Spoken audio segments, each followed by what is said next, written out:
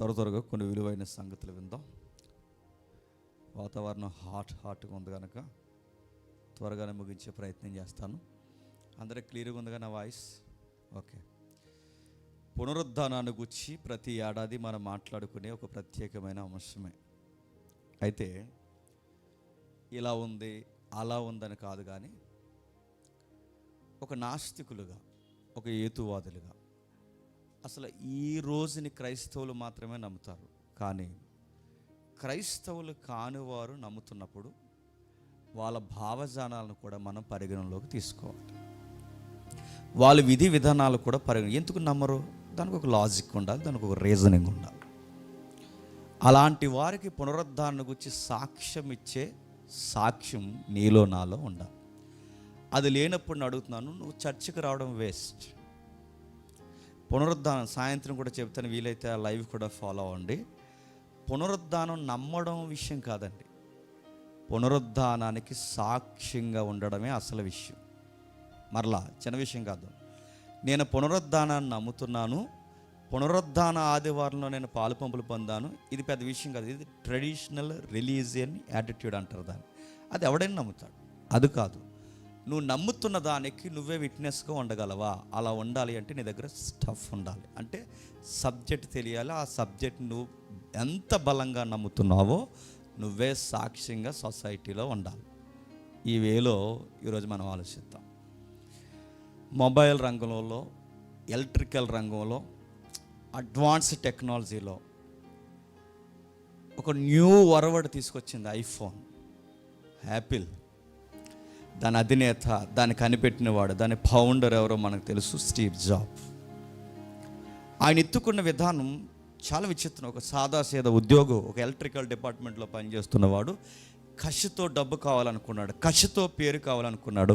ఈ సొసైటీలో ఎలాగైనా నా బెంచ్ మార్కులు అంటే ఒక మార్క్ వేయాలనుకున్నాడు. అన్నట్టుగానే వేశాడు. ఎలక్ట్రికల్ రంగంలో ఒక నూతన వరవడి తీసుకొచ్చాడు. ఇప్పటికీ చూడండి, ఐఫోన్ అంటే ఒక రాయల్ లుక్, ఐప్యాడ్ అంటే ఒక రాయల్ లుక్, ఐప్యాడ్ లేదా యాపిల్కి సంబంధించిన సిస్టమ్ వాడినా ఏదైనా చూడండి, యాపిల్ వాచ్ అయినా ఏదైనా చేయండి, ఒక రాయల్టీ. అందుకే చూడండి, ఐఫోన్ ఉన్నవారు ఫోన్ కింద ఎట్టరు, పై జేబులు ఎడతారు, ఎందుకంటే ఐఎమ్ రిచ్. ఐఫోన్ ఉన్నవారు త్వరగా ఫస్ట్ రింగ్కి ఫోన్ ఎత్తరు. ఫోన్ ఎందుకు ఎత్తారో చెప్పిన, దానికి సెపరేట్ మెసేజ్ వస్తుంది లాస్ట్లో.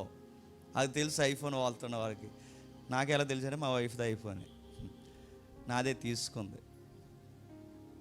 నాకు ఒక రిచ్ ఎంపీ గారి గిఫ్ట్ పోయింది. సరే, ఐఫోన్ ఒక రిచ్ అన్నమాట. అంటే అది పైన జేబులో పెట్టుకున్నా, ఎక్కడ పెట్టుకున్నా మీరు చూడండి, అదొక బ్రాండ్ అంబాసిడర్గా చూపించుకుంటారు దాన్ని. అలాంటి స్టీవ్ జాబ్ ఒక రోజు అన్నాడు, ఏ మనిషి కావాలని చనిపోవడానికి ఇష్టపడని తన మరణపు మంచం మీద వ్యాఖ్యలు చేశాడు. మరలా, ఏ మనిషి మరణించడానికి ఇష్టపడ్డని తన మరణపు మంచం మీద వ్యాఖ్యలు చేస్తూ చివరికి ఏ మనిషి అన్న పరిగణంలోనికి భక్తుడు అన్నవాడు కూడా తీసిపోడు అన్నాడు. అంటే ఎలా అంటే, ఇప్పుడు మనం ఇక్కడికి వస్తున్నాం, మీరు సభలకు వస్తున్నారు, ఇంటికి వెళ్ళి ప్రార్థన చేసుకుంటారు, మళ్ళీ ఇక్కడికి వస్తారు, వాక్యాలు వింటారు, బైబిల్ చదువుకుంటారు. ఇదంతా దేనికి చెప్పండి? సిగ్గులేకుండా చెప్పండి, దేనికి చెప్పండి ఇదంతా? ఒకరోజు పరలోకం పోదామని. ఎక్కడికి పోదామని? ప్రార్థన దేనికి చేసుకుంటున్నాం? భక్తిగా పరలోకం పోవాలని. బైబిల్ ఎందుకు చదువుకుంటున్నాం? పరలోకం పోవాలని. ఎందుకు నిష్ఠాగరిష్ట కలిగి జీవిస్తున్నాం? పరలోకం పోవాలని. కానీ స్టీవ్ జాబ్ దానికి క్వైట్ ఆపోజిట్ స్టేట్మెంట్ ఏమిస్తాడంటే, పరలోకం పోవాలనుకుని కోరుకుని బతుకుతున్నవాడు కూడా చచ్చిపోవడానికి ఇష్టపడ్డాడు. ఇది నిజమా కాదు చెప్పండి? పరలోకం పోవాలని చర్చికి వస్తున్నారు, పరలోకం పోవాలని ప్రార్థన చేసుకుంటున్నారు, పరలోకం పోవాలని బైబిల్ చదువుకుంటున్నారు. ఇప్పుడు అడుగుతున్నాను, ఇప్పుడు రోడ్డు మీదకి వెళ్ళిన వెంటనే మీరు పరలోకం పోతారంటే మీకు నచ్చుతుందా? నచ్చదు. ఇప్పుడు వద్దని ఇంకా చాలా ప్రాజెక్టులు ఉన్నాయంటాం మనం. అంటే స్టీవ్ జాబ్ ఆయన లాజికల్గానే చెప్పాడు. అంటే మరణం మనిషి కోరుకోవడం ఏ మనిషికి ఇష్టం ఉండదు అన్నాడు. ఈవెన్ పరలోకం వెళ్ళాలని కోరుకున్నవాడు కూడా వాడు చనిపోవడానికి చెప్పండి ఇష్టపడ్డు. ఇది నిజమది. కానీ మరణాన్ని అలా చూడలేరంటే చూడలేరు. అందుకే ఏమన్నాడంటే ప్రతి మనిషికి బాగా వినండి, ఎందుకంటే అది ఇష్టం లేనిది. ఆ గడియ లేదా ఆ సౌండ్ లేదా ఆ యొక్క శబ్దాన్ని, ఆ మరణ వార్తను విన్నప్పుడు మనిషి అదోలా అయిపోతాడు. మన ప్రియులు చనిపోయినప్పుడు అదోలా అయిపోతాం. ప్రవీణ్ అని చనిపోయాడు, యావత్ క్రైస్తవ గుండెల్లో బరువు ఉండిపోయిందా లేదా? ఇప్పటికీ తేరుకోలేకపోతున్నాం. ఇప్పటికీ ఆ యొక్క ఆయన మరణ వార్తను చూడలేకపోతున్నాం, వినలేకపోతున్నాం, జీర్ణించుకోలేకపోతున్నాం. ఆయన వీడియో చూస్తున్నప్పుడు ఇప్పటికీ నా రాజు, మై కింగ్ అన్న ఆ వీడియో చూస్తుంటే కళ్ళంటి నీళ్ళు వస్తున్నాయి.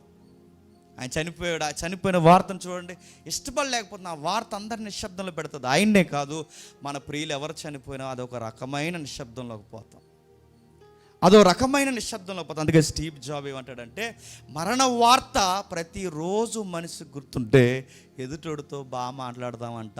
నిజమే కదా చెప్పండి? ఈరోజే చచ్చిపోతామన్న వార్త మనకు గుర్తుందనుకోండి, ఎదుటోడితో ఎంత ప్రేమగా మాట్లాడతామండి. వాడు ఏదోటి అన్నాడు అనుకోండి, అనుకుంటా అనుకోలేరా అంటావా అనవా? ఇప్పుడు అప్పుడే చచ్చిపోవనుకుంటున్నాం కాబట్టే రారా చూసుకుందాం చెప్పండి, లింగి పైకిడేస్తాం, మీసాలు తిప్పేస్తాం. అదే ఎప్పుడు బాగుండండి. ఎదుటోడితో టాక్స్ బాగుండాలంటే ఒకరోజు చచ్చిపోతాం అన్న వార్త గుర్తుండాలి. నేను అంటున్న మాటలు కాదు చెప్పండి, సగం వ్యాపులు కొరికేసిన ఆయన అంటున్న మాటలు. ఆయన అంటున్నాడు ఎదుటోడితో చిరునవ్వుతో మాట్లాడాలన్నా, చక్కగా మాట్లాడాలన్నా, సమాధానకరంగా మాట్లాడాలన్నా మనిషి మరణపు వెలుగునెప్పుడు జ్ఞాపకం పెట్టుకోవాలి అన్నాడు. రెండవది మరో మాట, డెత్ అనే ఆ సౌండ్ మానవ జీవితాన్ని అర్ధరహితంగా మార్చేస్తుంది కాదా? ఇప్పుడు మీరు ఉన్నారు, కాంపిటేటివ్ ఫీల్డ్లో ఉన్నారు, ఉద్యోగాలు చేస్తున్నారు ఉన్నారు, అందరూ ఉన్నాను అడుగుతున్నాను. చదువు అయినా ఉద్యోగమైనా దేనికోసం చెప్పండి? మనీ దేనికోసం చెప్పండి? ఫ్యామిలీని రన్ చేయడానికి. ఇప్పుడు బాగా వినండి, బాగా చదువుకున్నాం, బాగా డబ్బులు సంపాదిస్తున్నాం, బాగా ఉద్యోగం చేస్తున్నాం, ఇవన్నీ దేనికంటే ఒకరోజు పెళ్లి చేసుకుంటాం, పిల్లల్ని కంటాం, ఫ్యామిలీని బ్యూటిఫుల్గా ప్లాన్ చేస్తాం, ఒక హౌస్ కట్టుకుంటాం, ఇవన్నీ చేస్తాను అడుగుతున్నాను. చదువు ఒక 20,000 చదువుతావు, 30,000 చదువుతావు, చదువు ఉద్యోగం ఒక 30 సంవత్సరాలు చేస్తావు గవర్నమెంట్ లెక్క ప్రకారం. దీనిలోనే పెళ్ళి, ఇల్లు, పిల్లలు, ప్లానింగ్, ఇంత ప్లానింగ్ ఒకేసారి నిశ్శబ్దం అయిపోద్ది. ఆ ఒక్క లింక్ కట్ అయింది అనుకోండి, ఉద్యోగానికి అర్థం లేదు, పెళ్ళికి అర్థం లేదు, పిల్లలకు అర్థం లేదు, ఇల్లు ఎందుకు కొనం తెలియదు, ఉద్యోగాలు ఎందుకు చేస్తాం తెలియదు, డబ్బులు ఎందుకు దాచడం తెలియదు. ఒక్కసారి ఆ లింక్ కట్ అయిపోతే నిశ్శబ్దం అయిపోద్ది. ఆ లింక్ పేరే డెత్. గుర్తుపెట్టు. సొసైటీలో ప్రాక్టికల్గా మాట్లాడుకోవాల్సిన విషయాలు ఇంకేమున్నాయి? ఒక ఆయన అన్నాడట, నేను దేనికి భయపడను, మరణానికి కూడా భయపడను, బట్ అది వచ్చినప్పుడు అక్కడ ఉండకూడదు అనుకుంటున్నాను అన్నాడు. మేధావి.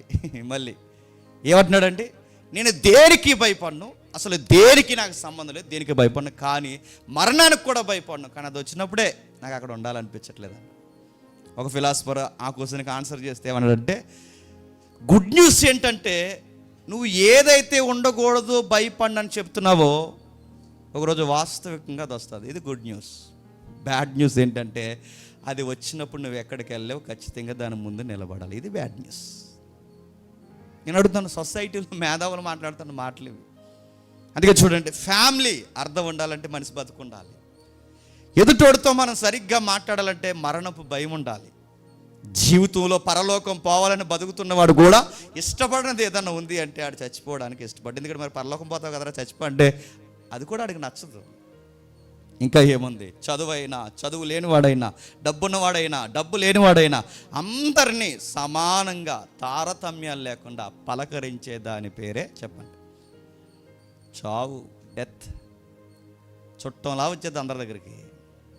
అందుకే చూడండి, 9 ఏళ్ళ పిల్లలకు గుండెపోట్లు వస్తున్నాయి, చిన్న పిల్లలకు షుగర్లు వస్తున్నాయి, బీపీలు వస్తున్నాయి, అలసర్లు వస్తున్నాయి. లింగి బతికేదే ఒక సగటు భారతీయుడు 60 సంవత్సరాలు. మళ్ళీ 60 సంవత్సరాలు ఈ బంపర్ ఆఫర్లు ఒకటి మనకి. బీపీలు, షుగర్లు, బయట చెత్త చెదారం తింటున్నాం కదా, ఫ్రైడ్ రైస్, ఆ రైస్ తినకండి. ఫ్రైడ్ రైస్లు తింటే త్వరగా పోతారు. సీరియస్గా చెప్తున్నాడు. ఫ్రైడ్ రైస్లో డబ్బులు అగ్గేసి కొంచెం స్పైసీగా కుట్టమ్మా అన్నారంట. స్పైసీగా కొట్టకూడదమ్మా. ఎందుకు చెప్తున్నా, రైస్ని వేపారంటే అది విషంతో సమానం అని చెప్తున్నాను. తినకండి, ఇంట్లో అమ్మ నాన్న వండిందే తినండి. రైస్ నేపకూడదు, ఒకసారి వండిన రైస్ నేపకూడదు, అది కెమికల్కి సంబంధించిన అవి జల్లకూడదు. మళ్ళీ దాంట్లో ఎగ్గేసి జరా ఏపి నువ్వు కస తింటే పోతావు. ఇవన్నీ చెప్తున్నాను. ఈ మరణం తింటే చచ్చిపోతున్నాం, దొగ్గితే చచ్చిపోతున్నాం, తుమ్మితే చచ్చిపోతున్నాం, సెకండ్ ఇస్తే చచ్చిపోతున్నాం. రకరకాల కారణాలు నడుతున్నాను. కరోనా వల్లే కాదు అనుకోకండి. సొసైటీలో తిరుగుతున్న ప్రతి ఒక్కరు గుర్తుపెట్టుకోండి, సెకండ్స్ ఇస్తే వచ్చే రోగాలు ఉన్నాయంటే మీరు నమ్మగలరా? Just second. ఒకవేళ మీకు బాధ్యత ఉంటే ఎక్కడెక్కడ తిరిగినా ఇంటికి పోయినప్పుడు స్నానం చెయ్యండి. ఇంట్లో చిన్నపిల్లలు ఉంటే, నువ్వు ప్రేమించిన భార్య నువ్వు ప్రేమిస్తున్నావు అనిపిస్తే ఇంటికి పోయినాడు ఆ మురుగుతో నిద్రక చెప్పండి, స్నానం చేయి. ఎక్కడికి పోయినా అబ్బా ఈరోజు 2 సార్లు చేసినట్టు నష్టం లేదు, ప్రపంచానికి ఏమో నష్టం లేదు, 3వసారి చేయరంటే స్నానం కొంపొచ్చేది కొంతమంది దగ్గర చూస్తుంటే. స్నానం చేయి, ఎందుకంటే స్నానాలు చేయకపోతే పోతామంటే పోతాం, సెకండ్లు ఇస్తే పోతాం, సరైన ఫుడ్ తినకపోతే పోతాం, తుమ్మితే పోతాం, దగ్గితే పోతాం, మొత్తం మీద పోతాం.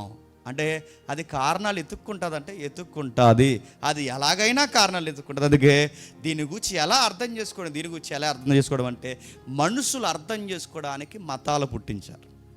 ఏం పుట్టించారు? మతాలు. డైలాగులు చెప్పారు, ఫిలాసఫీ చెప్పారు, థియాలజీ చెప్పారు, ఎన్నో విషయాలు చెప్పారు. దాని వెనకాల మతాన్ని పుట్టించారు. అందులో ప్రధానమైన మతాలు 4 మతాలు ఉన్నాయి. ఆ ప్రధానమైన మతాల్లో ఏరియాలు మీకు చెప్తాను, జాగ్రత్తగా వినండి. ఈజిప్టియన్స్. ఇప్పటికే చూడండి మమ్మీస్ దొరుకుతున్నాయా లేదా? అదొక రిలీజన్తో ముడిపడిన బరియల్స్ వాళ్ళు చేసేది. అందుకే చూడండి, మమ్మీ దొరికినప్పుడు 3000 సంవత్సరాల క్రితమైనా, 3000 చిల్లరి ముందు దొరికిన శవమైనా, ఇప్పుడు దొరుకుతున్న 3000 సంవత్సరాల తర్వాత దొరుకుతున్న ఆ శవాల యొక్క ఉదంతాన్ని మీరు గమనించండి. శవాన్ని బయటికి తీస్తే ఏముంటున్నాయి తెలుసా? రాజుగారి సమాధి దొరుకుతుంది, రాణిగారి సమాధి దొరుకుతుంది, సైన్యాధిపతుల సమాధులు దొరుకుతున్నాయి, సామంతులు, రాణి, అంటే ఆ ఈజిప్ట్లో గొప్పగా బతికిన సమాధులు అన్నీ దొరుకుతున్నాయి. ఆ దొరికిన సమాధి బయటికి తీస్తే వాళ్ళకి రాజు వస్త్రాలు ఉంటున్నాయి. ఆ వస్త్రాలకి రంగురంగు నీలం రంగుల్లో ఉన్న వజ్రాలు పొదిగిన ఆభరణాలు ఉంటున్నాయి, రకరకాల వస్తువులు ఉంటున్నాయి, బంగారు పిడున్న కత్తులు ఉంటున్నాయి, వాళ్ళు వేసుకున్న ఆరాలు ఉంటున్నాయి. ఇవన్నీ ఆ శవంతో పాటు దొరుకుతున్నాయి.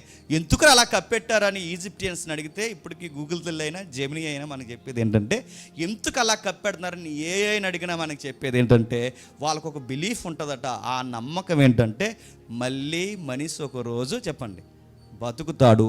ఆ బతికినప్పుడు ఆడు పేదోడుగా ఉండకూడదని చచ్చిపోయేటప్పుడు ఏం పక్కనెట్టుకుని చచ్చిపోతాడట? బంగారము, వజ్రాలు, ఆభరణాలు ఇవన్నీ పెట్టిన. అందుకు ఇప్పుడు శవాలు దొరుకుతుంటే ఆ శవాలతో పాటు ఏం దొరుకుతున్నాయి? బంగారం, వజ్రాలు దొరుకుతున్నాయి. ఎందుకు? వాళ్ళు లెగిస్తారని పెట్టుకుని అలా చచ్చిపోయారు. ఏదో ఒక రోజులు ఇస్తా అంటే ఈజిప్టియన్స్ దీన్ని నమ్ముతారంటే, ఈజిప్టియన్స్ కూడా మరొక జీవితం ఉందని నమ్ముతారు. మనమే కదా పునరుద్ధానం నమ్మేది, చెప్పండి. ఐగుప్తీలు కూడా నమ్ముతారు. ఇంకెవరు నమ్ముతారు? గ్రీకులు నమ్ముతారు. అక్కడ చర్చిలో ఉన్నప్పుడు నేను చెప్పాను, ఎక్కడ ఉంది? ఇక్కడ చర్చిలో చెప్పాను నేను. ఉన్నాం కదా, చెప్పాను. గ్రీకులు ఏం నమ్ముతారు? డూయిలిజం నమ్ముతారు. అంటే శరీరము ఆత్మ అంటే గ్రీకులు నమ్ముతున్నప్పుడు వాళ్ళు ఏమంటారంటే, ఆత్మ మంచిదే, శరీరము చెడ్డది అంటారు. ఆత్మ మంచిదే, శరీరం చెడ్డది. ఈ ఆత్మ అలా విడిపోయి వెళ్ళిపోవడమే మంచిది. ఏదో ఒక రోజు ఈ మట్టిలో కలిసిపోవడం మంచిదని, ఆత్మకు మరొక జీవితం ఉందని గ్రీకులు బాగా నమ్ముతారు. దాన్నే అక్కడి నుంచి దిగొచ్చాయి కాబట్టి మన వాళ్ళు ఏమంటారు అంటే, దాన్ని మోక్షం అంటారు. ఏమంటారు? మోక్షం. అంటే ఈజిప్టియన్స్ నమ్ముతున్నారు మరొక లైఫ్ ఉందని. నెక్స్ట్ గ్రీకులు నమ్ముతున్నారు మరొక లైఫ్ ఉందని. ఇంకెవరు నమ్ముతున్నారు? ప్రపంచంలో పురాతనమైన మతాల్లో ఒక మతం యూదులు నమ్ముతున్నారు. ఎవరు? యూదులు. ఏమని నమ్ముతున్నారు? ఆత్మకి శరీరం లేకపోతే వస్త్రం లేని దేహం లాంటిదని నమ్ముతున్నారు. అంటే ఈ బాడీని కప్పుకోవడానికి నేను చొక్కా ఎలా అయితే వేసుకున్నానో, నా ఆత్మను కప్పుకోవడానికి కూడా నేను ఒక చొక్కా వేసుకున్నాను. ఆ చొక్కా పేరు శరీరం అని జూయిష్ నమ్ముతున్నారు. ఇప్పుడు బాగా వినండి. ఈజిప్టియన్స్ నమ్ముతున్నారు రెజరెక్షన్ ఉందని. నెక్స్ట్ గ్రీకులు నమ్ముతున్నారు రెజరెక్షన్ ఉందని. నెక్స్ట్ జూయిష్ నమ్ముతున్నారు రెజరెక్షన్ ఉందని. కానీ గమనించండి, యూదులైనా, ఈజిప్టియన్స్ అయినా, గ్రీకులైనా, ఎన్ని మతాలు మరొక లైఫ్ ఉందని నమ్మినా, కానీ అస్సలు విషయం ఏంటి చెప్పినా, ఆ లైఫ్ ఉందని అనడానికి వాళ్ళ దగ్గర ఎవిడెన్స్ లేదు. అర్థమైతే ధన్యత. ముఖ్యాంశాలు మరోసారి అలా చెప్తున్నాను, వినండి. అంటే యూదులు నమ్ముతున్నారు, గ్రీకులు నమ్ముతున్నారు, ఇంకా ఈజిప్టియన్స్ నమ్ముతున్నారు, రకరకాల వ్యక్తులు నమ్ముతున్నారు. ఇంకెందుకు ఆ సాయిబాబాని నమ్మిన వాళ్ళు కూడా నమ్ముతారు. ఇంతమంది నమ్ముతున్నారు. కానీ మీరు గమనించండి, ఇంతమంది మరొక లైఫ్ ఉందని నమ్మినా వాళ్ళకి ఆధారము లేదు. కానీ ప్రపంచంలో ఏ రిలీజియన్కి, ఏ మాంక్కి, ఏ బిలీవర్కి, ఎవరికి లేని ఒకే ఒక్క ఆధారం క్రిస్టియన్ వేలో మాత్రమే ఉంది. ఆ ఒక్క ఆధారం ఏంటంటే ఆయన తిరిగి లేచాడు. That is evidence. అది ఎవిడెన్స్ అంటే ఏ మతానికి లేదా? లేదు. ఈజిప్టియన్స్ లేదు. ఈజిప్టియన్స్లో ఏ రాజు అయినా మరణించి తిరిగి లేచాడా? ఇంకా లేగలేదు. ఆ కత్తి అలాగే ఉంది. ఇంకా రాణి లెగిసిందా? లేగలేదు. తలాంత ఊడిపోయింది, పళ్ళు ఊడిపోయింది, లేగలేదు. ఈజిప్టియన్స్ లేగలేదు. గ్రీకుల్లో ఫిలాసఫర్స్ ఉన్నారు. ఎలాంటి వాళ్ళు ఉన్నారండి? అరిస్టాటిల్ ఉన్నాడు, సాక్రటిస్ ఉన్నారు. లేచారా? లేవలేదు. యూదులు, అబ్రహాము లేచాడా? దావీదు లేచాడా? వాళ్ళ మేధావులు ఎవరు లేవలేదంటే వీళ్ళ మతాల్లో ఎవరో లేవలేదు. కానీ మనం నమ్మిన మార్గంలో మాత్రం ఒక ఆయన, మనం దేన్ని బట్టి నమ్ముతున్నామో ఆయన లేచాడు. ఇంతకన్నా ఆధారం ఏం కావాలి? ఇంతకన్నా ఆధారం ఏం కావాలంటే సైంటిస్టులు ఎవరైతే ఉన్నారో, స్టీవ్ జాబ్ కానీ ఇంకా సైంటిస్టులు ఎవరైతే ఉన్నారో వీళ్ళెవ్వరికీ మింగుడు పడని, జీర్ణించుకోలేని ఆ మరణపు వార్తకి సమాధానం ఏంటంటే ఆయన లేచాడు. ఆయన తిరిగి లేచాడు. ఈరోజు తిరిగి లేచాడు. ఈ పునరుద్ధానం రోజే తిరిగి లేచాడు. లేచాడు అనడానికి మాకు ఇంకా బలమైన ఆధారాలు కావాలన్నయ్యా, మాకు ఒక్కబోసినా పర్లేదంటే సాక్ష్యాలు 12 పేజీలు ఉన్నాయి. చెప్పమంటారా? కుదించి 4 పేజీల్లో చెప్పమంటారు? చెప్పండి. ఆఫర్ మీదే. చెప్పండి చెప్పండి, ఏం చేయమంటారు? 12 4 అలా అంటారు, నాకు తెలుసు. అనకపోతే ఇడు సి అంటాడు, ఇడు ఇది రకం అని. అందుకే మీకోసం దాన్ని బ్రీఫ్గా మార్చి 12 పేజీల ఎవిడెన్స్ని బ్రీఫ్గా 4 పేజెస్లో తేల్చేద్దాం. ఒక ఆయన ఉన్నాడు, బ్రౌన్ కిమ్, జర్మన్ సిటిజన్షిప్లో సీనియర్ అయిన గొప్ప ఫిలాసఫర్, మేధావి. ఏమంటాడంటే పునరుద్ధానం అనేది లేకపోతే 4 సువార్తలు ఒక్క సువార్త కూడా చెప్పుకోవడానికి పనిచేయదంటాడు. మరలా పునరుద్ధానం అనేది లేకపోతే 4 సువార్తలు కాదు, ఒక్క సువార్త కూడా రాసుకోవడానికి, చెప్పుకోవడానికి అవకాశం ఉంటుంది. అంతే కదండి. సువార్త దేని మీద బేస్ అయి ఉందండి? సువార్త పుస్తకాలు 4 పుస్తకాలు ఉన్నాయిగా, మత్తయి, యోహాను. ఈ 4 పుస్తకాల్లో నడుతున్నాను. కీవర్డ్స్ ఏంటండి? పుస్తకం ఎలా ఎండ్ అయిపోద్దండి? ఆ పుస్తకాలు ఎలా ఎండ్ అవుతాయి? మత్తయి కానీ, మార్కు కానీ, లూకా కానీ, యోహాను కానీ, ఆ పుస్తకాలు ఎలా ఎండ్ అవుతాయి చెప్పండి? పునరుద్ధానంతో ఎండ్ అవుతాయి. అంటే ఇప్పుడు ఆ పుస్తకంలో సెంటర్ ఆఫ్ అట్రాక్షన్ లేదా ఎన్ని పూస లాంటి ఆధారం ఏదైనా ఉంది అంటే పునరుద్ధానం. అందుకే ఆ బ్రౌన్ అనే ఆయన ఏమంటున్నాడంటే, జర్మన్ సీనియర్ ఏమంటున్నాడంటే, పునరుద్ధానం అనేది లేకపోతే 4 సువార్తలు లేవు. 4 సువార్తలే కాదు, ఒక్క సువార్త కూడా రాసుకునే అవకాశం లేదు పునరుద్ధానం లేకపోతే అన్నాడు. ఇంకేమన్నారు? అసలు న్యూ టెస్టిమెంట్లో ఒక్క లెటర్ కూడా పనిచేయదు అన్నాడు. నిజమే. పౌలు పత్రికల్లో నడుతున్న పౌలు పత్రికలో, క్రొత్త నిబంధన పత్రికల్లో ఒక్క లెటర్ కూడా స్ట్రాంగ్గా ఉండలేదనడానికి ఆధారం ఏంటి చెప్పినా? పునరుద్ధానం లేకపోతే అది స్ట్రాంగ్ లెటర్ కాదు.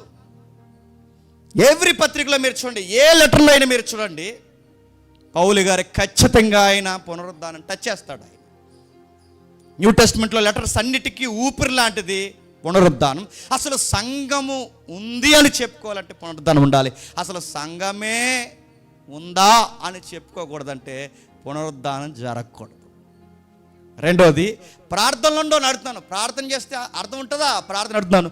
చనిపోయిన ఆయన తిరిగి లేవకపోతే మనం ఎవరికి ప్రార్థన చేస్తాం? ఎవరి పట్ల, ఎవరి ద్వారా ప్రార్థన పంపిస్తాం చెప్పండి? ప్రార్థనకు అర్థాలు లేవు. మీరు ఆదివారం రావాల్సిన అవసరం లేదు. కక్కమ్మక్క డొక్క వండుకుని ఇంటిగా నడవచ్చు. ట్రెడిషనల్గా ఏదో ఫెస్టివల్ చేసుకుంటాం, చక్కగా తింటాం. మాకు కూడా ఒక బిలీఫ్ ఉంది, ఏదో ఊహాజనకంగా మేము కూడా మా పితరుల దగ్గర నుంచి మా లెగసీ మాకు వచ్చింది ఏంటంటే మేము కూడా నమ్ముకుంటున్నాం, మా దేవుడు ఏదో చేశాడని అని అనుకుని చక్కగా బిర్యానీ అనుకుని తినేసి ఇంటికి ఉండొచ్చు. కానీ అలా కాకుండా చర్చ్ అని ఒక యాటిట్యూడ్ ఉంది, ప్రేయర్ అని ఒక యాటిట్యూడ్ ఉంది. అక్కడ వరకు ఎందుకు? అసలు క్రిస్టియానిటీ అనే ఒక సౌండ్ సొసైటీలో ఉందంటే వీటన్నిటికీ ఆధారం, ఇవన్నీ ఉన్నాయనడానికి ఆధారం దీని వెనక లంగర్ లాంటిది ఒకటి ఉంది, దాని పేరు రెజరెక్షన్. అది ఉండాలి, ఖచ్చితంగా ఉండాలి. అది ఖచ్చితంగా ఉంటేనే నువ్వు ఎక్కడ కూర్చోవాలి, నేను ఎక్కడ నిలబడాలి. అందుకే ఆ హోప్తోనే బతుకుతున్నాం. ఇప్పుడు ప్రవీణ్ అన్న గారు చనిపోయారు, ఎన్నో అనుమానాలు ఉన్నాయి. ఒకరు అలా అంటున్నారు, ఒకరు ఎలా అంటున్నారు, కొంతసేపు ఇలా నమ్మితేనేమో అలా అంటున్నారు, కొంతసేపు అలా నమ్మితే ఎలా అంటున్నారు, నడుతున్నాను.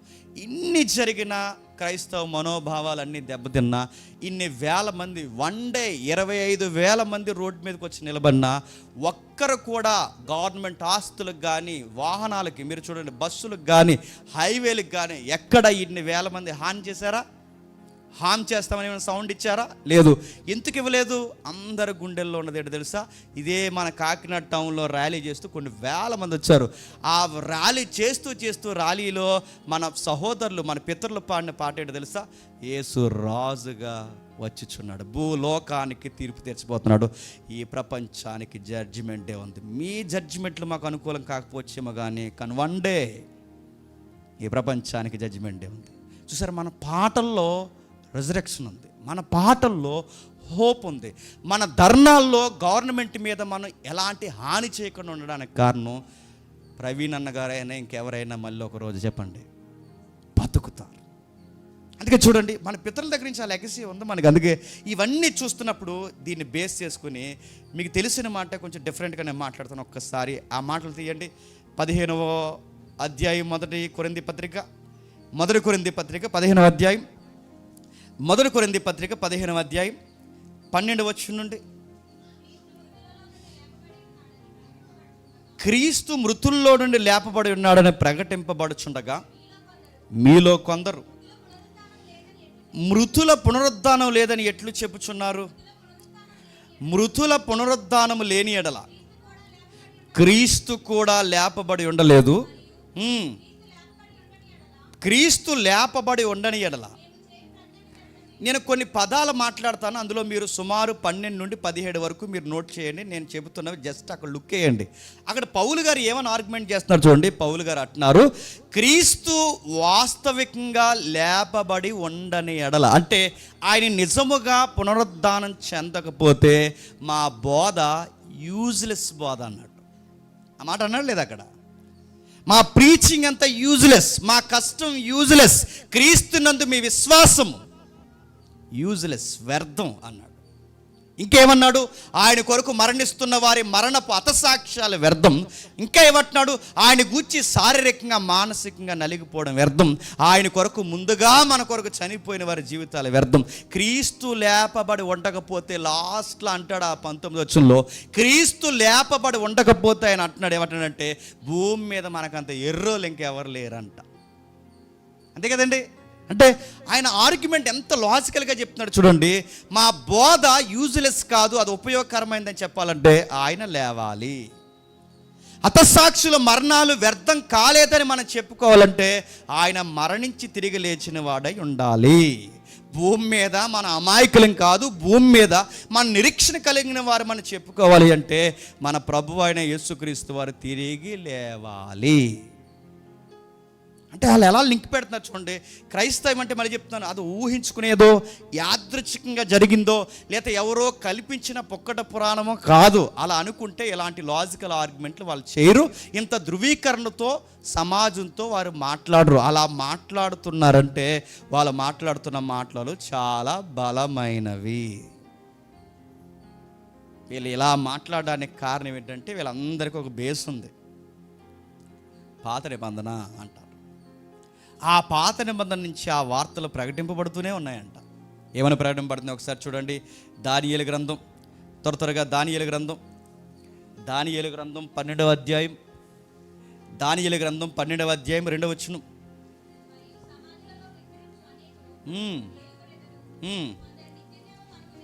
కొందరు నిత్య జీవం అనుభవించుటకును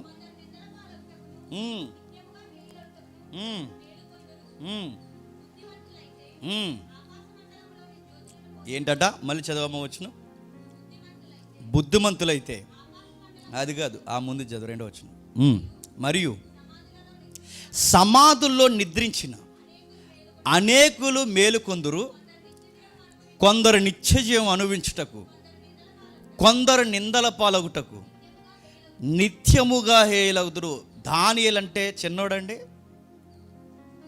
ప్రపంచాన్ని పరిపాలించిన బబులోను సామ్రాజ్యంలోను ప్రపంచాన్ని పరిపాలించిన మెడో పెర్షియన్స్, మాదియా పారసికులు, 2 సామ్రాజ్యాల్లో మేధావిగా నిలబడిన వ్యక్తి ఎవరు చెప్పండి? దానియేలు. పైగా వారి 120 సంస్థానాల్లో, అంటే ఇక్కడ వరకు, అంటే సుమారు మన ఆఫ్ఘనిస్తాన్ అప్పటి వరకు మన జంబోదీపం ఉండేదిగా, అక్కడ వరకు ఆ రోజు క్షమించండి, ఆ రోజు మాదీయ పారసికుల పరిపాలనలో 120 సంస్థానాలకి రికార్డెడ్గా పంపించిన సాక్ష్యం ఏంటో తెలుసా? దానియేలు నమ్మిన దేవుడే గొప్ప దేవుడు, నిజ దేవుడు అని.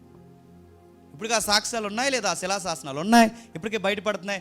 దానియేలు శాసనం, దానియేలు ద్వారా రాజులు ఏ శాసనాలు ఇచ్చారు ఇప్పటికి ఉన్నాయి. అలాంటి మేధావి ఏమంటున్నాడంటే, కొందరు ఉంటారట కావాలని నిందల పాల్పడతారట, కావాలని చచ్చిపోతారట. కొందరు ఉంటారట ఆ నమ్మిన దానియేలైన నేను నమ్మిన ఆ దేవుని కొరకు వాళ్ళు ఏమవుతారంటే వాళ్ళ జీవితాన్ని కావాలని జీరో చేసుకుంటారట. ఎందుకు అలా చేసుకుంటున్నారంటే వాళ్ళకు విషయం తెలుసట, నిత్య జీవం ఒకటి ఉందని తమ్మనం తాము చెప్పండి పాడు చేసుకోవడానికి సంతోషంగా ఒప్పుకుంటారంట. ఈ మాట అంటున్నది చిన్నోడు కాదు, ఈ మాట అంటున్నది ఆదివారం బీచ్ ఒడ్డుని తిరుగుతున్నాడు కాదు, ఈ మాట అంటున్నది గోదావరి గొడ్డుని కూర్చొని కవి కాదు, ఈ మాట అంటుంది ఎవరు చెప్పండి? జ్ఞాని. సింహాల భూమిలో పడేసిన సజీవంగా తిరిగి వచ్చిన ఒక జ్ఞాని. అటు మాదీయ పార్సికుల్లోను ఇటు బాబులోను సామ్రాజ్యంలోను ఆయనకంటూ ఒక ప్రత్యేకమైన స్థానం కలిగిన ఒక జ్ఞానవంతుడు. ఆయన అంటున్నాడు, లైఫ్ ఉంది, లైఫ్ ఉంది, లైఫ్ ఉంది. మేలు చేసిన వాడు నాశనానికి వెళ్తాడు, మేలు చేసినవాడు క్షమించండి, మేలు చేసిన వాడు జీవానికి వెళ్తాడు, మేలు చేయని వాడు నాశనానికి పోతాడు. లైఫ్ ఉందని మళ్ళీ చెప్తున్నాడు. చూడండి, ఆయన చెప్పాడా?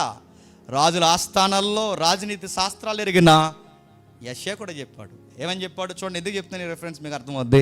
యెషయా గ్రంథం 13వ అధ్యాయం 14వ వచనం. యెషయా గ్రంథం 13వ అధ్యాయం 14వ వచనం. యెషయా గ్రంథం 13వ అధ్యాయం 14వ వచనం. కాబట్టి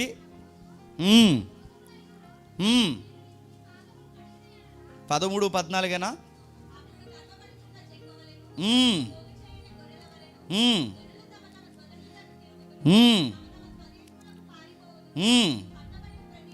పట్టబడిన ప్రతి వాడును, తరిమి పట్టబడిన ప్రతి వాడును,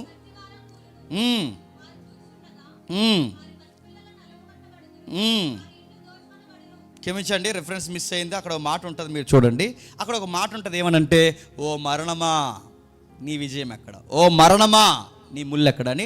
మరణం మీద మనుషులు సవాలిసిరే ఒక రోజు రాబోతుందని భవిష్యత్తు కొరకు రాజనీతిని ఎరిగిన యెషయా ముందే రాసేశాడట. అంటే యెషయా చెప్తున్నాడు, దానియేలు చెప్తున్నాడు. ఇంకా 26వ అధ్యాయం చూడండి ఒకసారి. యెషయా గ్రంథం 26వ అధ్యాయం 19వ వచనం. 26వ అధ్యాయం 19వ వచనం. మృతులైన నీ వారు బతుకుదురు, మన వారి శవములు సజీవమగును. మట్టిలో పడి ఉన్నవారులారా మేలుకొని ఉత్సహించుడి. భూమి తనలోని ప్రేతలను సజీవంగా చేయును. నా జనమా, ఇదిగో వారి దోషములను బట్టి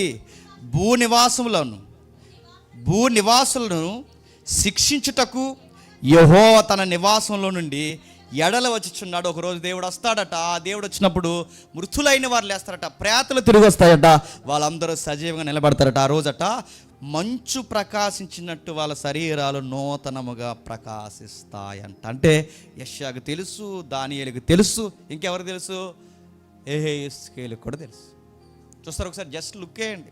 స్టీవ్ జాబ్స్ స్టేట్మెంట్లే కాకుండా ఈ భక్తుల స్టేట్మెంట్లు కూడా ఒకసారి చూడండి ఒకసారి. యెహెజ్కేలు గ్రంథం 37వ అధ్యాయం, యెహెజ్కేలు గ్రంథం 37వ అధ్యాయం 12 నుండి 14 వచనాలు. యెహెజ్కేలు గ్రంథం 37వ అధ్యాయం 12 నుండి 14 వచనాలు.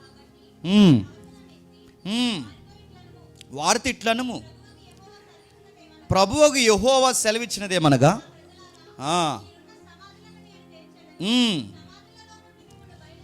సమాధుల్లో నుండి మిమ్మల్ని నేను బయటికి రప్పిస్తాను, ఇశ్రాయేలు దేశంలోనికి తోడుకొని వచ్చేదను. నా ప్రజలారా, నేను సమాధులను తెరిచి సమాధుల్లో ఉన్న మిమ్మల్ని బయటికి రప్పించగా నేను యెహోవాను ఉన్నానని మీరు తెలుసుకొందురు. మీరు బ్రతుకున్నట్లు నా ఆత్మ మీలో ఉంచి మీ దేశంలో మిమ్మల్ని నివసింపజేసేదను. యెహోవానకు నేను మాట ఇచ్చి దాన్ని నెరవేర్దునని మీరు తెలుసుకొందురు. ఇది యెహోవా వాక్కు. చూసారా, పక్కా జరిగిస్తా, పక్కా లేపుతా, పక్కాగా శవాలన్నీ బయటకు వస్తాయి, పక్కా అన్నాడు. ఎవరు? ఈ పక్కాగా మాట చెప్పింది ఎవరంటే సైన్యములకు అధిపతియగు యెహోవా. అది యెహెజ్కేలు మాట అయితే తీసుకోవాల్సిన అవసరం లేదు. అది యెహెజ్కేలు మాట కదా. ఎవరు చెప్తున్నారు చెప్పండి?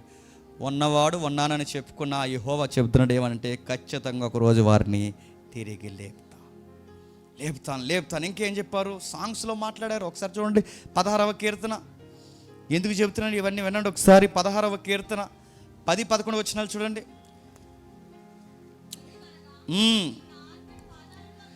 ఎందుకనగా నా ఆత్మను పాతాళంలో విడిచిపెట్టవు, నీ పరిశుద్ధిని కుళ్ళిపట్టనివ్వవు, జీవ మార్గములు నీవు నాకు తెలియచేసదువు, నీ సన్నిధిని సంపూర్ణ సంతోషము కలదు. ఎంత అర్థవంతమైన మాటలండి. ఏమంటున్నాడు చూడండి, నీ పరిశుద్ధిని కుళ్ళిపోనివ్వు. ఇంకేమంటున్నాడు? నీ పరిశుద్ధిని కుళ్ళిపోనివ్వు, సురక్షితంగా ఆయన శరీరాన్ని మళ్ళీ నివసింపజేస్తావు, నా ఆత్మ హర్షించుచున్నది. ఇంకా చెప్తున్నాడు ఆ పై మాట కింద మాటల్లో, నా పరిశుద్ధుడు మళ్ళీ జీవ మార్గంలో నిలబడతాడు. అంటే వాళ్ళు ఎలా రాసుకుంటున్నారు చూడండి, పాటల్లో రాసుకుంటున్నారు, జానపద గీతాల్లో రాసుకుంటున్నారు, పద్యాల్లో రాసుకుంటున్నారు, ఒక్కటేంటి రెండేంటి అడుగున రాసుకుంటున్నారు. ఎన్ని మాటలు రాసుకుంటున్నారో వీటన్నిటికీ ఇంకా ప్రవచనాలు ఉన్నాయి. ఇంకేమంటున్నాడు? యెషయా గ్రంథం 53వ అధ్యాయం మీకు తెలుసు. ఆ యెషయా గ్రంథం 53వ అధ్యాయంలో ఏమంటున్నాడు చూడండి ఒకసారి. ఎందుకన్నా మంచిది లుక్కేయండి, త్వరగా వదిలే అన్నట్టు చూడకండి, ఒకసారి చూడండి. 53వ అధ్యాయం యెషయా గ్రంథం 53వ అధ్యాయం 10వ వచనం. అతను నలగొట్టకు యెహోవాకి ఇష్టమాయను, ఆయన అతనికి వ్యాధి కలగజేసును, అతడు తన్ను తానే అపరాధ పరిహారార్థ బలిగా చేయగా అతని సంతానం చూచును, అతడు దీర్ఘాయుష్మంతుడగును, యెహోవా ఉద్దేశములు అతని వలన సఫలమగును, అతడు తనకు కలిగిన వేదన చూసి తృప్తి నొందును. నీతిమంతుడైన నా సేవకుడు తనకున్న అనుభవజ్ఞానం చేత అనేకులు నిర్దోషులుగా చేయను, కావున గొప్పవారితో నేనతనికి పాలు పంచి పెట్టెదను, గనులతో కలిసి అతడు కొల్లు సొమ్ము విభాగించుకున్నాను. అతడు అంటే మీకు ఎవడో గుర్తురాకూడదు. అతడు అంటే ఇంకా రాకుండా మర్మగర్భంగా ఉన్న నజరేయుడైన యేసుడు. అతడు వస్తాడు, చంపేస్తారు, మనుషుల్లో అవహేళనకు గురవుతాడు. ఆయన చనిపోవడం అపరార్థ పరిహారార్థ బలంటే ఏంటి? మేకనేస్తే మేకని చంపేయాలి, గొర్రెనేస్తే గొర్రెని చంపేయాలి. కానీ ఇప్పుడు ప్రభువు అంటున్నాడు ఆయన్నే బలేస్తారు, అంటే పరిహారార్థ బలిగా వేస్తారు. ఇప్పుడు ఆ మనిషిని చంపేస్తారు. అయితే ఆ మనిషిని చంపేసిన మళ్ళీ ఒక మనిషి ఇతరుల యొక్క కొల్ల సొమ్మును, శత్రువుల్ని తన స్వాధీనంలోకి తీసుకుంటాడు అంటున్నాడంటే. ఇప్పుడు బాగా వినండి, కొల్ల సొమ్ము తీసుకోవాలంటే చనిపోయినాడు ఏమవ్వాలండి? తిరిగి లేవాలంటే. ఇవన్నీ చూచాయిగా, మర్మగర్భంగా, పొయిటిక్గా ఇవన్నీ భక్తులు, ప్రవక్తలు ముందే చెప్తున్నారు చూడండి. ఒకటా రెండా ఎన్నో విషయాలు చెప్పారు. ప్రవక్త దానియేలు చెప్తున్నాడు, ప్రవక్త యెషయా చెప్తున్నాడు, ప్రవక్త యెహెజ్కేలు చెప్తున్నాడు, ప్రవక్తలు మీకా చెప్తున్నాడు, ప్రవక్తలు ఎందరో చెప్తున్నారు. ఎంతమంది యెర్మియా చెప్తున్నాడు, ఎన్నో విషయాలు చెప్తున్నాడు, యోబు చెప్తున్నాడు. ఒక్కరు కాదు, ఇద్దరు కాదు, ఎందరో మేధావులు చెప్తున్నారు. చివరికి మోసే కూడా పాతకాలంలోనే చెప్పుకొచ్చాడు, చూచాయిగా ఆయన చూస్తున్నట్టే నాకు అనిపిస్తుంది అన్నాడు. ఎంతమంది చెప్పుకొచ్చారు, ఎంతమంది చెబితే ఈ అన్ని సాక్ష్యాలు ఒక ఎత్తు అయితే స్వయంగా క్లైమ్ చేసుకున్న వ్యక్తి ఎవరో తెలుసా? ఈరోజు ఎవరి పేరు మీద అయితే ఇక్కడ కూర్చున్నామో ఆయనే తన మరణాన్ని గురించి క్లైమ్ చేశాడు, తన రెజరెక్షన్ గురించి చెప్పండి క్లైమ్ చేసే స్టేట్మెంట్లు ఇచ్చాడు. ఏమన్నాడు? మార్కు సువార్త ఆ రెఫరెన్స్ అంటే యెషయా రెఫరెన్స్కి, యెహెజ్కేలు రెఫరెన్స్కి, ఎవరైతే యెర్మియా, మీకా, ఎవరైతే యోబు, వీళ్ళందరి యొక్క స్టేట్మెంట్లకి రుజువుగా అది నేనే అని చెప్పుకోవడానికి ఆయన ఎలా క్లైమ్ చేస్తున్నాడు చూడండి. మార్కు సువార్త 9వ అధ్యాయం 9-10 వచనాలు చూడండి.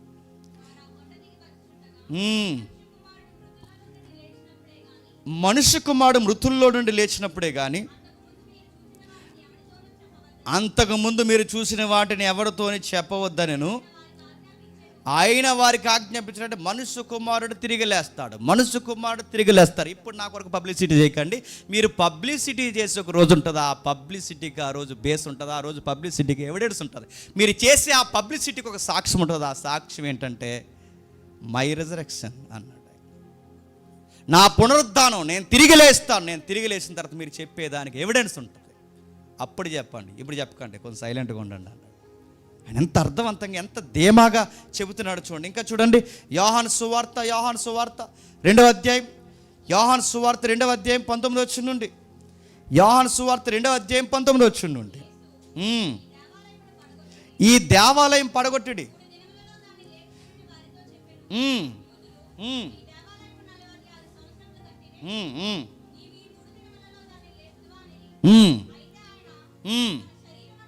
తన శరీరమును దేవాలయం కొరకు ఈ మాటలు చెప్పెను.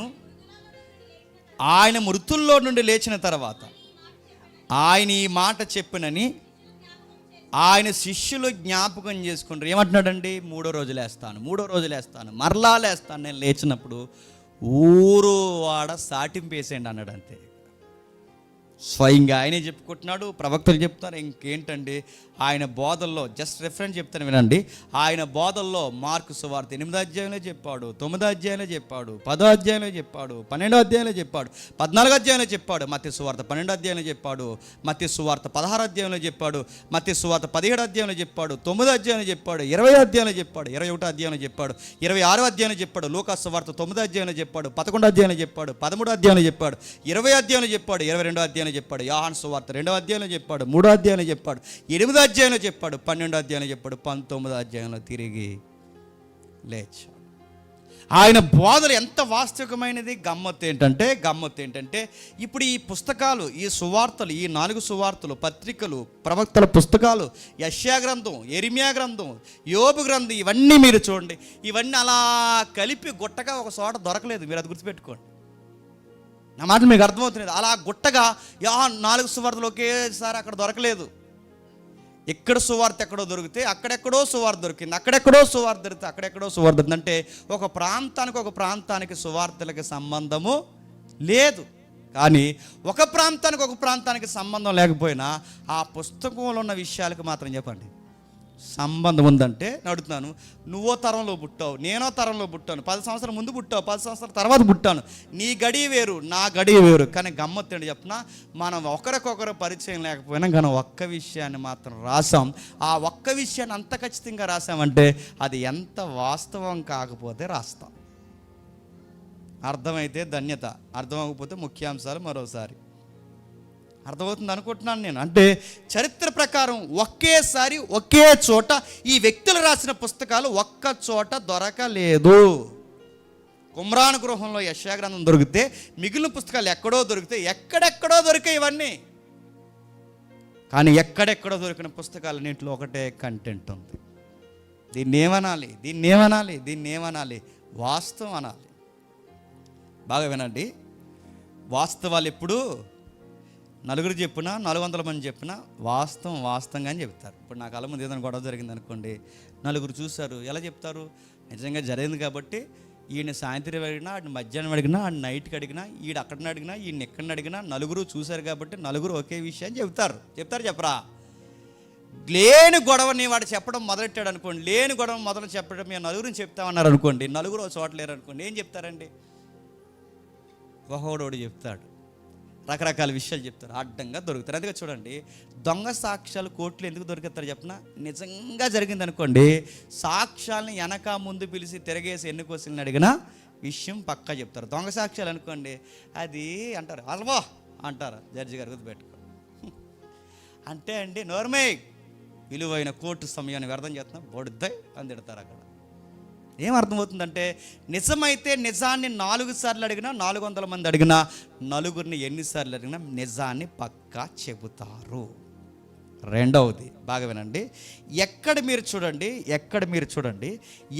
మీరు గమనించండి, ఎన్నిసార్లు మనం చూస్తున్నా విచిత్రంగా మాట్లాడే మాట ఏంటంటే, పౌలు గారు 1వ శతాబ్దంలోనే పునరుద్ధానం జరిగిందో అని చెప్పుకుంటూ గ్రీకుల దగ్గరికి, ఇందాక చెప్పాడు తమ్ముడు, ఆ స్తోయికులు, ఎపికురియస్, పెద్ద పెద్ద మేధావులు, ఆ రోజుల్లో సైంటిస్టులు, వాళ్ళు అలాంటి వాళ్ళ దగ్గరికి, ఆ ఎథెన్స్ పట్టణంలోకి, ఇన్ని ప్రాంతాలలోనికి ఆయన ఎప్పుడు చెప్పుకుంటూ తిరుగుతున్నాడు చెప్పిన? 2000 సంవత్సరాల తర్వాత కాదు, చెప్పండి, అదే సెంచరీలో చెప్పుకుంటూ తిరుగుతున్నాడు. అదే దశాబ్దాల కాలం దాటక ముందే అదే టైం లైన్లో చెప్తున్నాడంటే, అదే సమకాలీన ప్రజలు ఏమన్నా చెప్పండి? అబద్ధమైతే ఊరుకవయ్యా, లేని దానికి కథలు చెప్పి మా మిత్రం మీద రుద్దుతా అంటారా?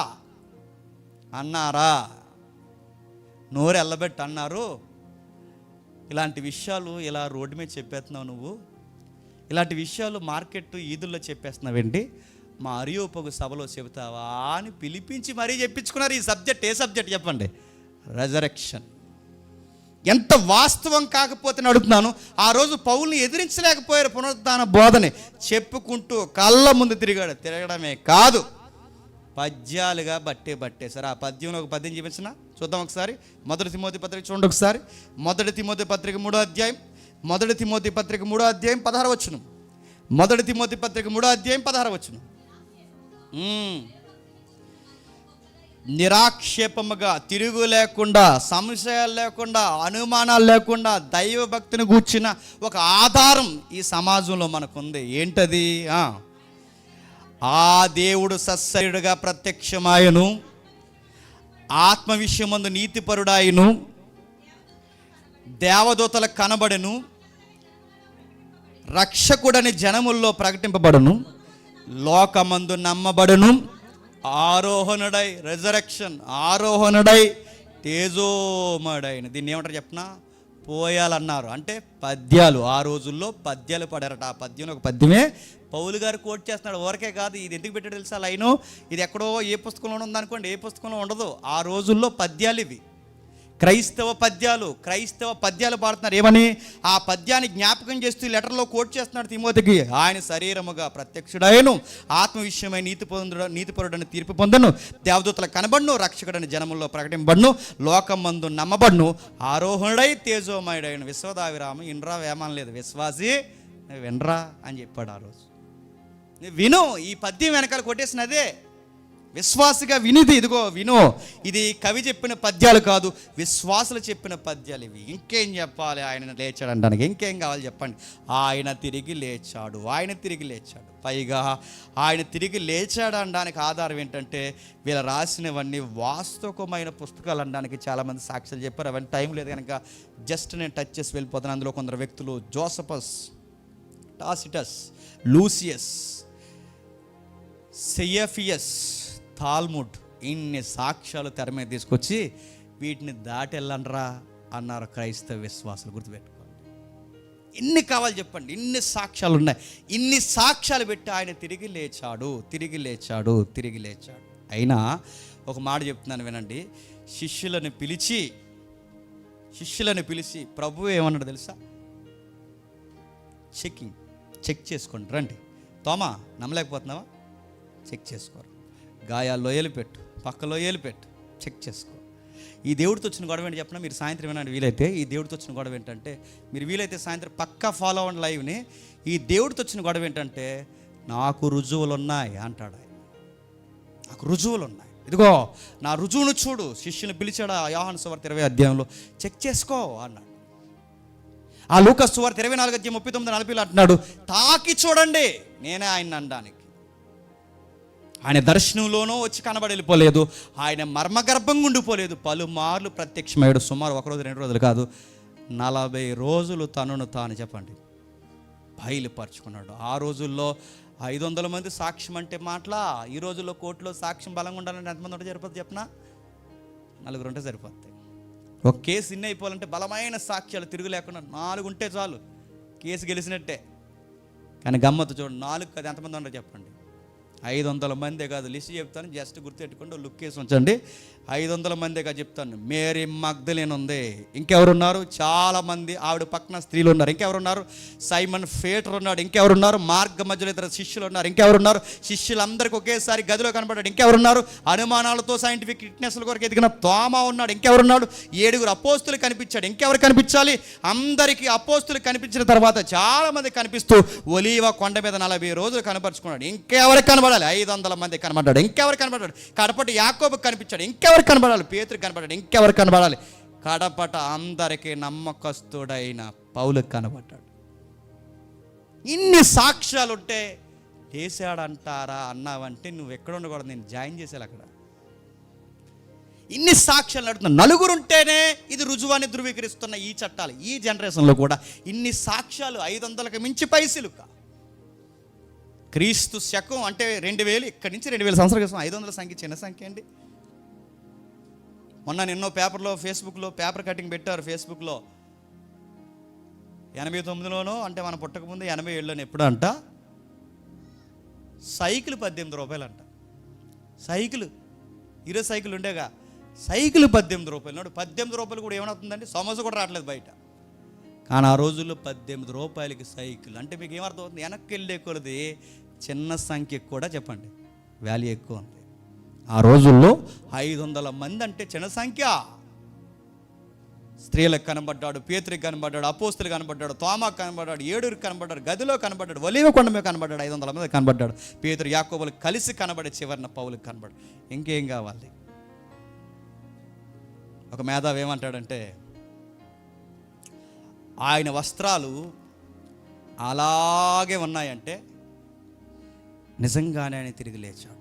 లేదు, ఆయన వస్త్రాలు అలాగే ఉండి శిష్యులు ఇప్పుకెళ్ళిపోతే కనుక వస్త్రాలు ఎలా ఉన్నాయో అలా ఉండకూడదు. గుర్తుపెట్టుకోండి. ఇప్పుడు నేనే అనుకోండి, నన్ను ఫాలో అవుతున్న సుధాకరు, తమ్ముడు సురేష్, వీళ్ళందరూ నేను చచ్చిపోయాను అనుకోండి, అన్నయ్య లేస్తా అన్నాడు 3వ రోజుని అన్నాడు అనుకోండి. అన్నప్పుడు నేను లెగుతానా? లేగను. అప్పుడు లేచిన అనడానికి ఇలా స్టోరీ ఏం చేయాలంటే, ఇప్పుడు నన్ను ఏ గదిలో పెట్టారో, ఏ సమాధి పెట్టాడు, ఎవడో చూడలేని టైంలో నన్ను ఏం చేయాలో, నా వస్త్రాలు అక్కడ వదిలేసి ఎత్తుకెళ్ళిపోవాలి. ఎత్తుకెళ్ళిపోయేటప్పుడు స్లోగా జాగ్రత్తగా ఇప్పుతారా? ఏం చేస్తారు చెప్పండి?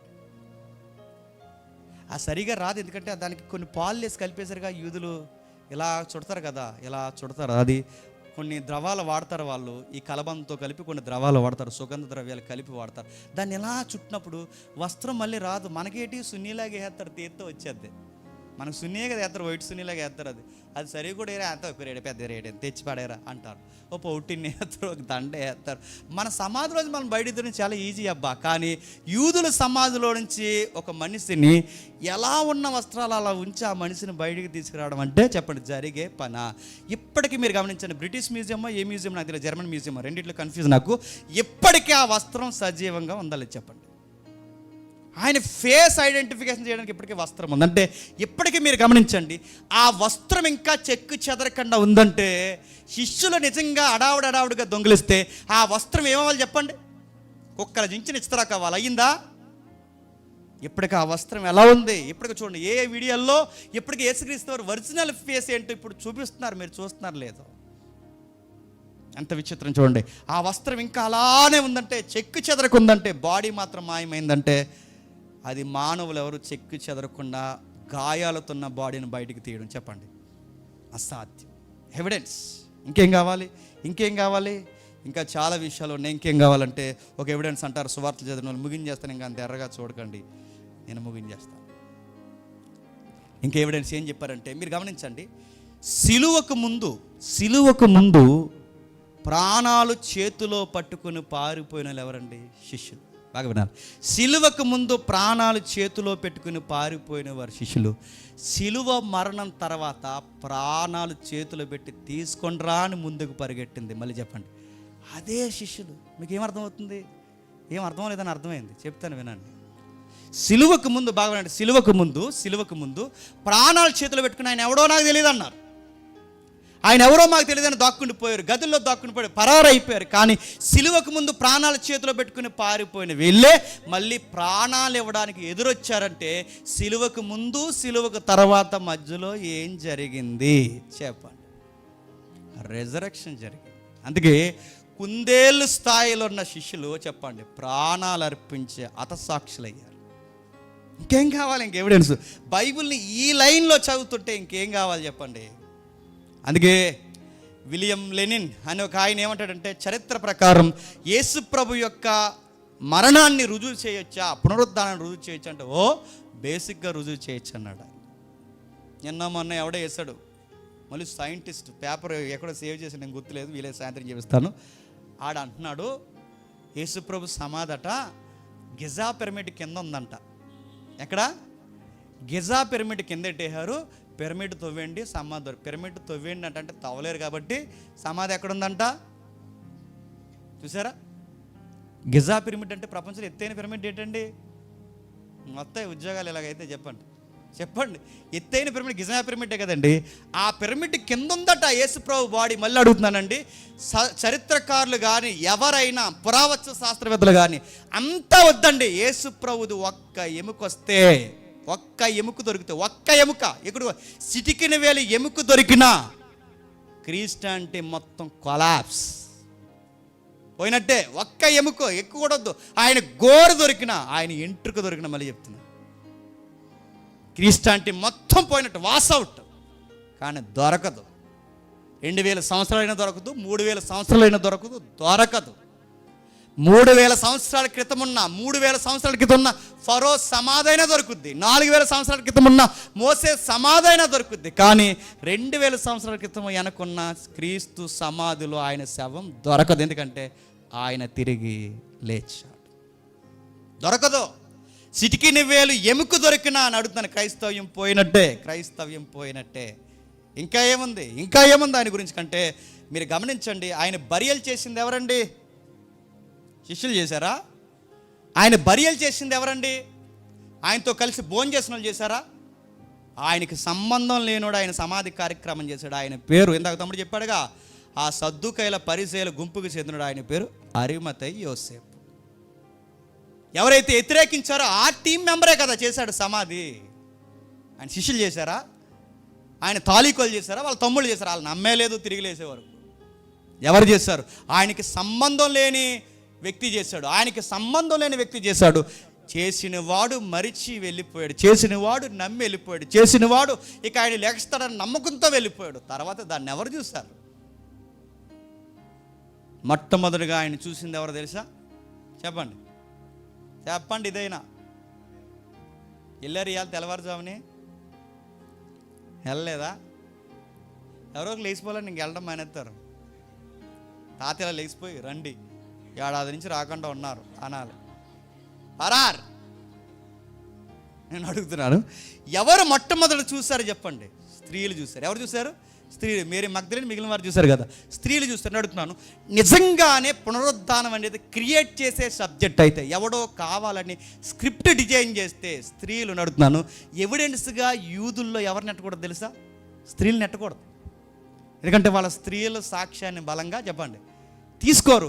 కానీ ఎవిడెన్స్గా వాళ్ళని పెడుతున్నారంటే బాగా వినండి, నిజమైతేనే కదండి పెడతారు. ఒకవేళ అది అబద్ధమైతే ఎవిడెన్స్గా ఎవరిని పెట్టాలి? యూదులు పురుషుల సాక్ష్యాలే బలంగా నమ్ముతారు. కానీ యూదుల సాక్ష్యంలో స్త్రీల సాక్ష్యాన్ని పెడుతున్నారంటే నడుతాను. ఇది తీసుకోకపోయినా నిజం కాబట్టి ఎవరిని పెడుతున్నారు చెప్పండి? స్త్రీలనే పెడుతున్నారు. అందుకే చూడండి, ఎక్కడ చూడండి, నిజము నిజము నిజం. మీరు ఏ కోణంలో అయినా దర్యాప్తు చేయండి, ఆయన నిజము, ఆయన వాస్తవం. ఆయన వెంబడించిన వారు కల్లారా ఆయన్ని చూశారు. ఒక కథే అల్లి శిష్యులు ఆ రోజుల్లో వారు ప్రకటిస్తూ తిరిగారు అనుకుంటే నడుతున్నాను. వాళ్ళు ఎవరికి వ్యతిరేకంగా ప్రకటించినట్టో తెలుసా? పరిసయ్యులకు కాదు, శాస్త్రులకు కాదు. వారు సాక్షాత్తు ఎవరికి వ్యతిరేకంగా ప్రకటించినట్టు అంటే చెప్పండి? గవర్నమెంట్కి వ్యతిరేకంగా ప్రకటించినట్టు. ఆ రోజు గవర్నమెంట్ ఏంటి చెప్పండి? రోమా సామ్రాజ్యం. ఆ సామ్రాజ్యానికి ఎదురు ప్రకటించి బతకగలరేళ్ళో, కానీ ఎదురు తిరిగి ప్రకటించారంటే, చావుకు సిద్ధపడ్డారంటే వాళ్ళు ఎంత వాస్తవం కాకపోతే ప్రభుత్వాన్ని కూడా ఎదురు నిలబడతారో చెప్పండి? ఇంకేమున్నాయి? చాలా ఉన్నాయి. ధర్మశాస్త్రం అంటే పిచ్చి. ధర్మశాస్త్రం కొరకు మనుషులను చంపుతాడు, ధర్మశాస్త్రం కొరకు ఏమన్నా చేస్తాడు. ధర్మశాస్త్రం ఊపిరిగా బతుకుతున్నవాడు సడన్గా మారిపోయాడంటే, ఆ అంతలా ధర్మశాస్త్రం పిచ్చున్నవాడు మారిపోయాడంటే ఏం చూస్తుంటాడబ్బా ఆయన చెప్పండి? పునరుద్ధానుడైన క్రీస్తుని చూసాడు. ఆ చూసిన వ్యక్తి పేరు చెప్పండి? సౌలు. మారిన వ్యక్తి పేరు పౌలు. ధర్మశాస్త్రం వదిలేయడం అంత మాటలు కాదు, గుర్తుపెట్టుకోండి. ఆ రోజుల్లో విశ్రాంతి దినం అంటే పిచ్చి. ఆ రోజుల్లో విశ్రాంతి దినం ఎవడైనా సాయం చేస్తే గొడవలు.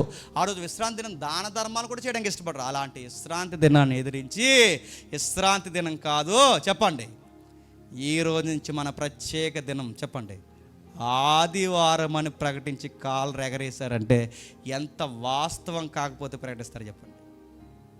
ఇంకేం చెప్పాలి చెప్పండి? సాక్ష్యాలు నమ్మకం లేకపోతే ఇంకేమున్నాయి? చాలా ఉన్నాయి. ఎన్ని సాక్ష్యాలు, గొప్ప గొప్ప సాక్ష్యాలు ఎన్నో ఉన్నాయి. ఎన్నున్నాయి అంటే ఎన్నో సాక్ష్యాలు ఉన్నాయి. మచ్చుకు 2-3 చెప్పి వదిలేస్తాను. శిష్యులు అన్నారట, శిష్యులు రాత్రులు అక్కడికి వెళ్ళిపోయాట. ఈ కామెంట్లు ఇప్పుడే వీళ్ళందరూ యూట్యూబ్లో ఎక్కువైపోయారు ఈ మధ్య. రాత్రులు అని పాత విషయాలు అండి. రాత్రులు ఆ సమాధి దగ్గరికి వెళ్ళబోయి చెప్పండి ఈ సమాధి దగ్గరికి పోయారంట. కన్ఫ్యూజ్ అయిపోయి ప్రభు లేచాడో అనేసుకుని అందరికి చెప్పేశారట. అది కాకినాడ వరకు మనం నమ్మేశామంట. చూసారా, మళ్ళీ కథలు చూడండి వాళ్ళు చెప్తున్నారు. అక్కడికి వెళ్ళబోయి అందుకే వీళ్ళు అనడానికి కూడా కథకు ఆధారం ఏంటంటే, నిజంగానే రోమన్ క్యాథలిక్ ప్రకారం యేసుప్రభు సమాధి వేరు, సువార్తల ప్రకారం యేసుప్రభు సమాధి వేరు. రోమన్ క్యాథలిక్ ప్రకారం నమ్మే సమాధి మీద టెంపుల్ ఉంటుంది, పెద్ద గుడి ఉంది, వాళ్ళు నమ్మే సమాధి.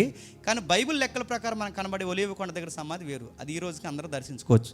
అందుకే వాళ్ళు దాన్ని బేస్ చేసుకుని ఏమంటారంటే, అదనుకుని చెప్పండి ఇది వెళ్ళిపోయారట. ఎప్పుడు వెళ్ళిపోయారట? రాత్రులు చీకట్లో, ఆ రోజు లైటింగ్ సరిగా లేదు కాబట్టి కన్ఫ్యూజ్ వెళ్ళిపోయారట. నేను అడుగుతాను, ఇలాంటి ఇంకా అనకూడదు కానీ ఇలాంటి మోక ఒకటి పుట్టుకొస్తుందని, ఇలాంటి అబద్ధికులు పుట్టుకొస్తారని బైబిల్లో స్పష్టంగా సువార్తికులు రాసింది చెప్పిన, చీకటితో వెళ్ళలేదు చెప్పండి, ఆదివారము చెప్పండి తెల్లవారుచుండగా సూర్యుడి కనిపిస్తుండగా వెళ్ళారు. నువ్వేమంటున్నావు? రాత్రులు పోయారంటున్నావు. మాకు చెవిలో ఇంకా ఇయ్యే ఎట్టో చెప్పండి, నేను కొమ్మలు మొదలు అన్నీ పెట్టేయండి. ఇంకా నేను అడుగుతున్నాను చూడండి, రాత్రులు వెళ్ళలేదు బైబిల్ చెప్తుంది, తెల్లవారుతుండగా వెళ్ళారంటే ఎలుగు వచ్చేస్తుంది వాళ్ళ దగ్గరికి వెళ్ళేసరికి. భ్రమకు గురయ్యారట. రెండో తీరు ఏమంటారంటే భ్రమకు గురయ్యారు. శిష్యులు ఏమయ్యారట? భ్రమకు గురైపోయారట. ఆయన లేచిపోయాడు అని అంటే ఆ మానసికంగా వాళ్ళ తన్మయతను చదివి లెగిసుంటాడు ప్రభువుని మనం వదులుకోలేకపోతున్నాం, లెగిసుంటాడు అని భ్రమకు గురయ్యారట. ఓకే, వాళ్ళు అన్నట్టుగానే శిష్యులు అలా భ్రమకు గురైపోయి ఆ భ్రమే మనకు చెప్పేశారు అనుకోండి. ఎంత భ్రమకు గురైనా ఏది ఖాళీగా ఉండకూడదండి, అంతే కదండి. ఇప్పుడు అడుగుతున్నాను, నిజంగా వాళ్ళు భ్రమకు గురయ్యారు అనుకోండి, ఏది ఖాళీగా ఉండకూడదు చెప్పండి. సమాధి ఖాళీగా ఉందంటే వాళ్ళ భ్రమకు గురయ్యారా? నిజం చెబుతుంటే నమ్మలేక చెప్పండి, నువ్వు భ్రమకు గురవుతున్నావా? ఇంకేమున్నాయి? చాలా సాక్ష్యాలు ఉన్నాయి, 12 పేజీలు చెప్పాలండి, కంగారు అవ్వకండి. క్రైస్తవ్యానికి వ్యతిరేకమైన వ్యక్తులు పౌలు లాంటి వారు మారిపోయారు. ఇంకెవరు మారిపోయారు?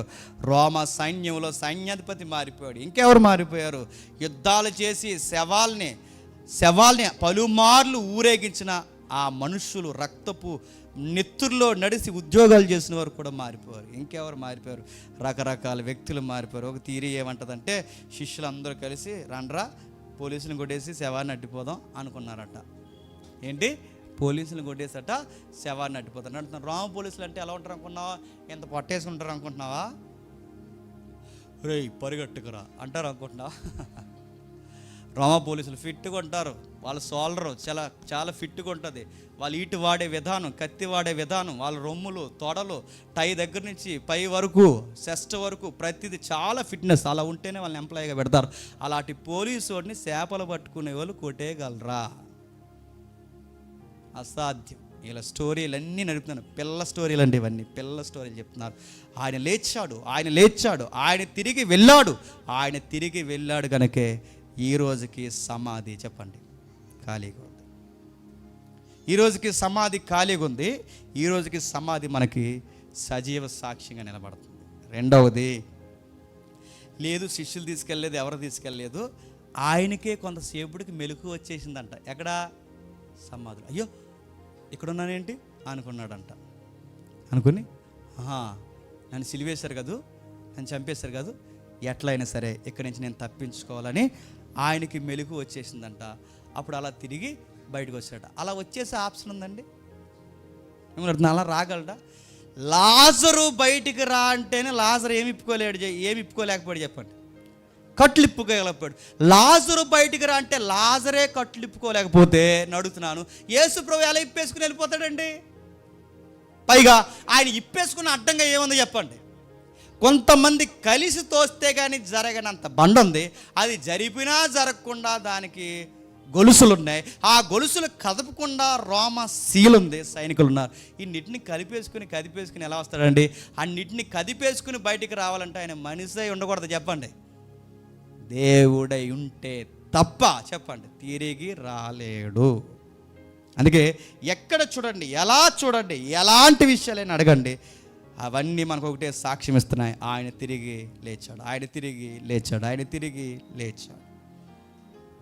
తిరిగి లేచి ఇక చివరిగా ముగించేస్తున్నాను. ఆయన తిరిగి లేచి ఎక్కడ కనబడుతున్నాడు అండి? ఎక్కువ యెరూషలేము వీధుల్లో కనబడుతున్నాడు, శిష్యుల ప్రాంతాల్లో కనబడుతున్నాడు. ఒక మాట చెప్పాలంటే ఆ ఏరియాలోనే ఎక్కడ చంపేశారో చెప్పండి, ఆ ఏరియాలోనే కనబడుతున్నాడు. ఇంతమందికి కనబడుతున్నాడు, 100 మందికి కనబడుతున్నాడు, 10 మందికి కనబడుతున్నాడు. ఇలా కనబడుతూ తిరిగితే ప్రభుత్వం బాబు దెబ్బలు తగ్గాయా అని అడుగుతుందా? చెప్పండి. సిలువ వేసిన వాడు చనిపోకుండా తిరిగి లేచి అలా అలా కనబడుతూ తిరిగితే ప్రభుత్వం చూస్తూ ఊరుకుంటుందా? ప్రభుత్వం కూడా చేతులు ఎత్తేసిందంటే దాని అర్థం ఏంటి చెప్పండి? ఆయన నిజముగానే మరణాన్ని జయించి చెప్పండి తిరిగి లేచాడు. అన్నయ్య ఇవన్నీ కాదు, ఇంకా నాకు నమ్మకం రావట్లేదంటే రేపు తూర్పు అయిపోయిందో చూడు. నీకంత సన్నాసిగడ ఇంకెవడండి, ఇంక నేను చెప్తున్నా. ఇన్ని చెప్పినా నాకు నమ్మకం రావట్లేదంటే రేపు తూర్పు అయిపోయిందో చూడు. ఆ తూర్పుకి తిరిగినప్పుడు ఈ బైబిల్ అలా తరిగితే ఎబ్రీ గ్రంథం అని, ఎబ్రీ పుస్తకం ఒక పుస్తకం ఉంటుంది, ఇంటికి వెళ్ళిన తర్వాత చదవండి. అందులో 11వ పేజీ 11వ అధ్యాయం ఒకటి ఉంటుంది.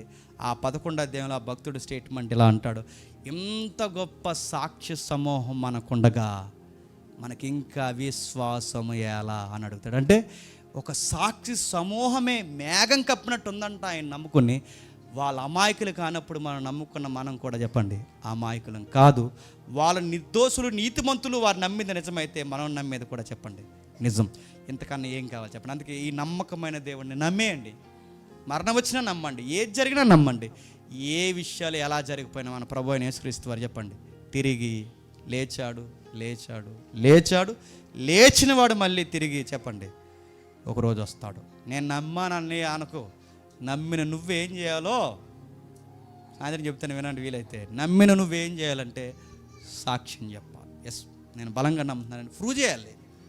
సాక్ష్యాలతో మాట్లాడాలి. ఇదిగో ఇది నిజమని నువ్వు రుజువుపరచాలి. అప్పుడే నీ నమ్మకానికి సరైన అర్థం ఉంటుంది.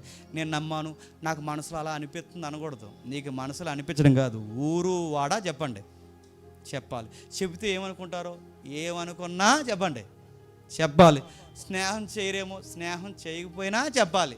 ఎంప్లాయీస్ కదా ఏమనుకుంటారు, ఎంప్లాయ్ అయినా చెప్పాలి, గంపలు మోసుకునే చెప్పాలి, ఏం చేసినా చెప్పాలి. నువ్వు చెప్పాలి. ఎందుకంటే నువ్వు నమ్మవండని సాక్ష్యం ఏంటి చెప్పినా నోరిప్పి దాన్ని ప్రూవ్ చేయాలి. అప్పుడే నీ విశ్వాసం గొప్పది. దేవుడు మిమ్మల్ని దీవించును గాక.